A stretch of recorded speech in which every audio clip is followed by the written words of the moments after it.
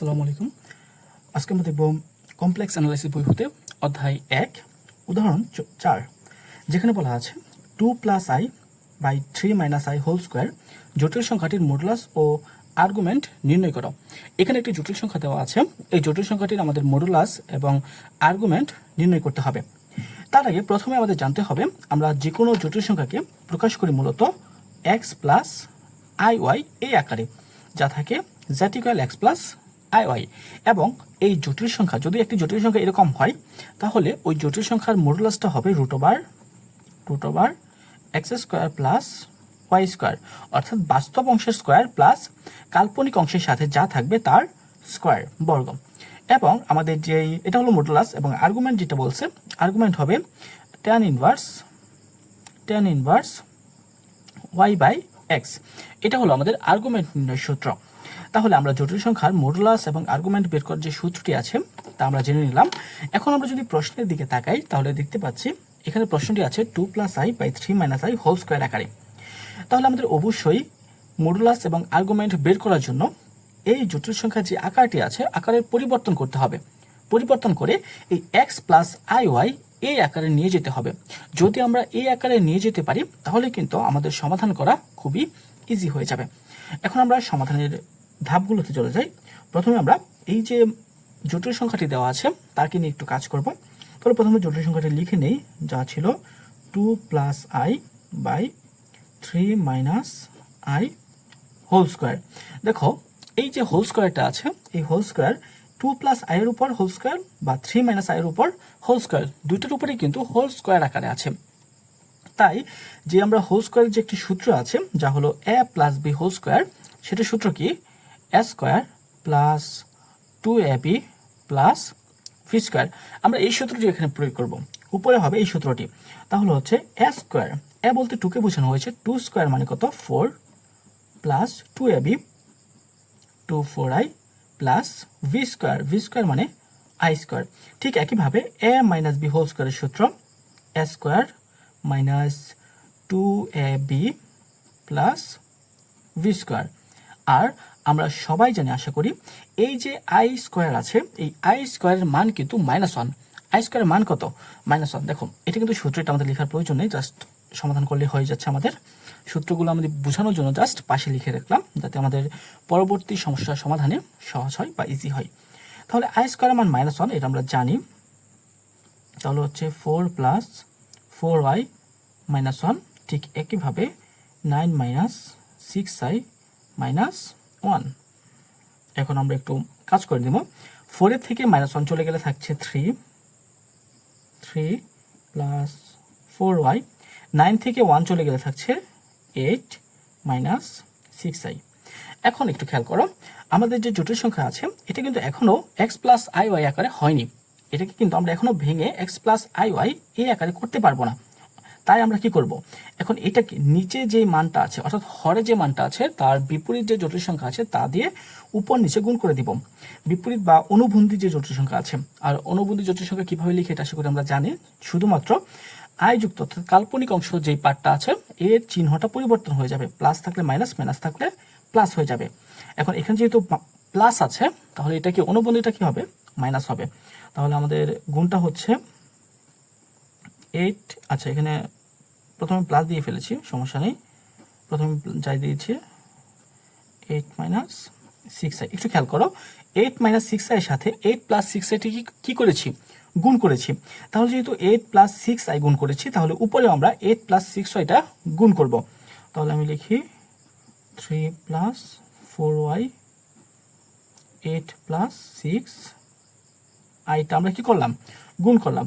এখন নিচে যদি দেখো, একটু খেয়াল করে, a plus B into A minus B সূত্র পড়ে গিয়েছে, যা হলো A square minus V square. তাহলে এ স্কোয়ার বলতে 8 স্কোয়ার মাইনাস ভি স্কোয়ার বলতে কি 6 স্কোয়ার আই স্কোয়ার। উপরে দেখো, এখন আমরা 3 এর সাথে আমরা একে একে পদগুলো গুণ করব। 3 এর সাথে 8 এর গুণ 24, তারপর প্লাস 3 এর সাথে 6 এর গুণ 18, আর সাথে আছে আই, লিখলাম আই, প্লাস 4 এর সাথে এটি গুণ 32, সাথে আছে আই, লিখলাম আই, প্লাস 4 এর সাথে 6 এর গুণ 24, তারপর আছে এখানে আই, এখানে আছে আই, আই আই গুণ করলে হচ্ছে আই স্কোয়ার। এখন একটু খেয়াল করি, এখানে আছে 8 স্কোয়ার লিখলাম, আচ্ছা মানগুলো লিখে ফেলি। 8 স্কোয়ার মানে 64, এখানে আছে মাইনাস, দিলাম মাইনাস 6 স্কোয়ার, 6 স্কোয়ার মান কত? 6 6 36। তারপর আছে আই স্কোয়ার, আই স্কোয়ার মান -1, কিন্তু এখানে যদি -1টা গুণ আকারে লিখতাম, 36 সাথে -1 গুণ আকারে, তাহলে ওই মাইনাস এবং এই মাইনাস হয়ে যাবে প্লাস। ঠিক একইভাবে আমি এখানে একটু লাইনটা ছোট করে লিখছি, দেখো একটু খেয়াল করো, এখানে আছে 24, এখানে আছে 24 আই স্কোয়ার, আই স্কোয়ার মান -1, তাহলে কত হলো?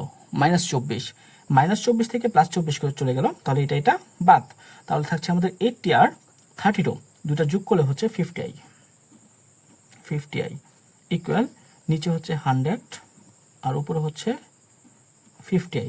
যদি কাটাকাটি করি তাহলে আমরা পাবো i/2, তাই না? তাহলে এটাকে যদি আমরা একটু অন্যভাবে লিখি তাহলে লিখতে পারি i ইন্টু হাফ।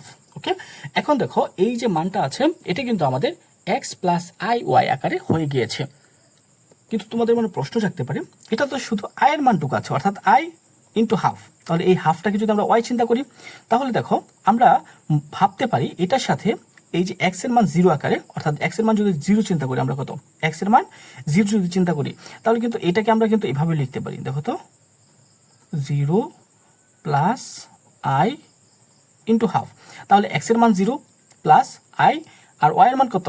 হাফ। কি এভাবে লেখা যায় না? এভাবে লেখা যায় কথা, এভাবে লেখা কি একই কথা। তাহলে আমরা কি করলাম, যে জটিল সংখ্যাটি আছে তাকে x প্লাস আই ওয়াই আকারে লিখে ফেললাম। এখন আমরা মডুলাস এবং আর্গুমেন্টটা খুব ইজিলি নির্ণয় করে ফেলতে পারবো। যদি আমরা লিখি প্রথমেই মডুলাসটা লিখি, তাহলে আমরা modulus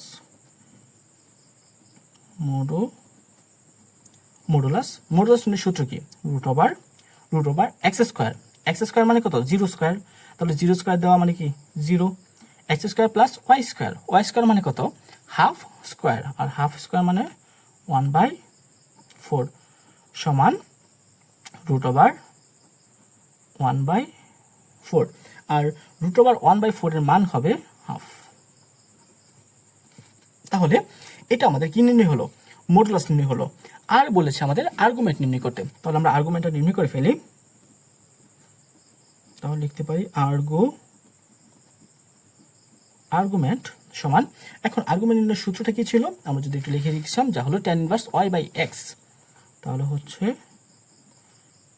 tan inverse y, y এর মান হলো হাফ বাই x, x এর মান 0, আর কোনো কিছুকে 0 দ্বারা যদি ভাগ করি তার মান পাবো ইনফিনিটি, বা তাহলে আমরা লিখতে পারি tan ইনভার্স ইনফিনিটি, আর ইজিক্যাল টু এটার মান হবে 0, দুঃখিত, tan ইনভার্স ইনফিনিটি এটার মান হবে π/2, tan ইনভার্স ইনফিনিটির মান হবে কত?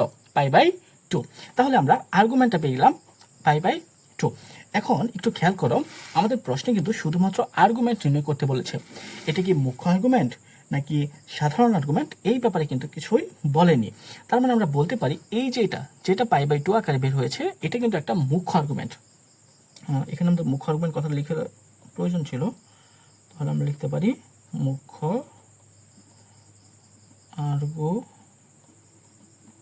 মুখ্য আর্গুমেন্ট সমান কত? π/2। মুখ্য আর্গুমেন্ট π/2 হলো।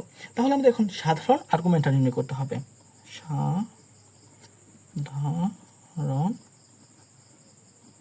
আর্গুমেন্ট, আমরা জানি সাধারণ আর্গুমেন্ট নির্ণয়ের জন্য যে মুখ্য আর্গুমেন্টটা বের হয়েছে তার সাথে শুধুমাত্র 2n পাইটা যোগ করে দিলে হচ্ছে। সর্বদাই সাধারণ আর্গুমেন্ট নির্ণয় করতে বলে যে মুখ্য আর্গুমেন্টটা বের হবে তার সাথে আমরা শুধুমাত্র 2n পাইটা যুক্ত করে দেব, তাহলে হবে যেখানে n equal to plus minus 1 plus minus 2 plus minus 3 etcetera dot dot, plus minus 0 আছে অবশ্যই, 0 plus minus 1 plus minus 2 plus minus 3, এটা হলো আমাদের n এর মান।